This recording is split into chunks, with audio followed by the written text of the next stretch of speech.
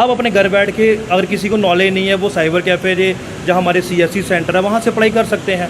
बस या कि ऑफिस आने का जो है अभी काम ख़त्म हो गया। सर्विस कैसे लेनी है, इनकम सर्टिफिकेट कैसे लेना है। जैसे पहले एक स्कॉलरशिप के लिए इनकम सर्टिफिकेट के लिए पहले एप्लीकेशन तहसीलदार, फिर पटवारी, फिर नायब तहसीलदार, फिर उसको मिलता था।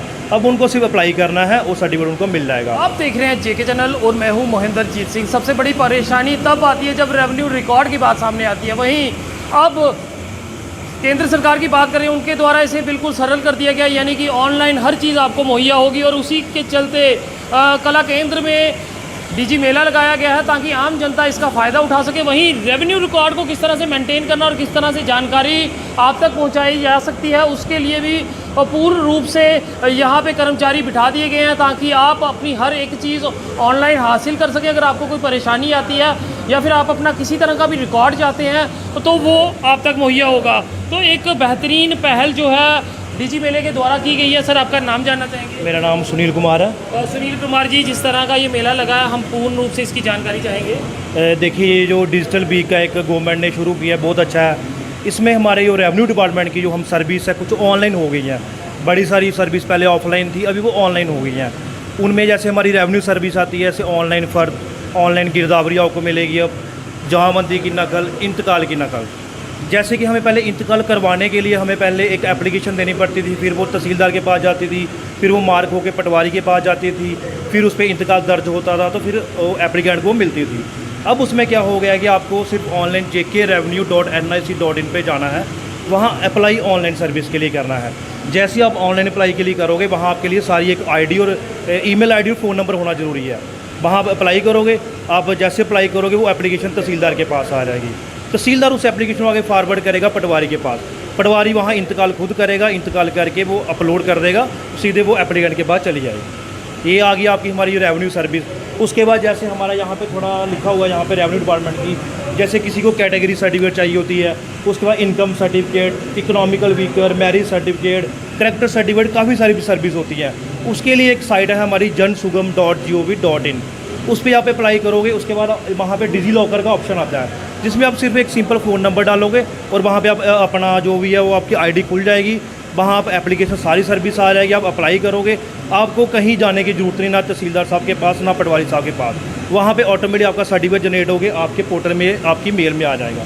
आप उसको डाउनलोड करोगे, आप अपना यूज़ करोगे। बात करें, सबसे पहले ये सारा काम डिजी लॉकर में ही होगा। डिजी लॉकर आप यूज़ कर सकते हो, उसमें और भी ऑप्शन आप अपनी ईमेल ID से अपना एक अकाउंट क्रिएट कर सकते हो, उसमें भी आप कर सकते हो। वो अपने पे डिपेंड करता है। डिजी लॉकर में थोड़ा आसान है कि सिर्फ उसमें फ़ोन नंबर और ईमेल ID डालो और आपका एक अकाउंट जनरेट हो जाएगा। दूसरे में भी आपको email ID, phone number, OTP के थ्रू आप कर सकते हो। कुछ हमारे व्यूवर्स ये भी जानना चाहते हैं कि डिजी लॉकर अगर वो इस्तेमाल करना चाहते हैं तो किस तरह से उसकी जानकारी आप दे पाएंगे? उसके लिए एक्चुअली jansugam.gov.in मैंने आपको साइट बता दी। जैसे आप उसके ऊपर जाओगे वहाँ आपको सारा कुछ मिल जाएगा। डिजी लॉकर वहाँ पे कुछ नहीं है। डिजी लॉकर के वहाँ पे पोर्टल है, आप उसमें अपना फ़ोन नंबर डालोगे तो आपको वहाँ पे आपकी एक ID क्रिएट हो जाएगी, उसमें आप अप्लाई कर सकते हैं। बाकी सारी सर्विस वहाँ ओपन हो जाएंगी, आप जो चाहे वो आपको मिल जाएगा। और जिस तरह से एक लंबा प्रोसेस रहता था, पहले गिरदावरों को ढूंढना पड़ता था, पटवारियों को, तहसीलदारों को, ये प्रोसेस जो है कितना अलग रहने वाला है? ये इसमें आपको किसी के पास जाने की ज़रूरत नहीं है।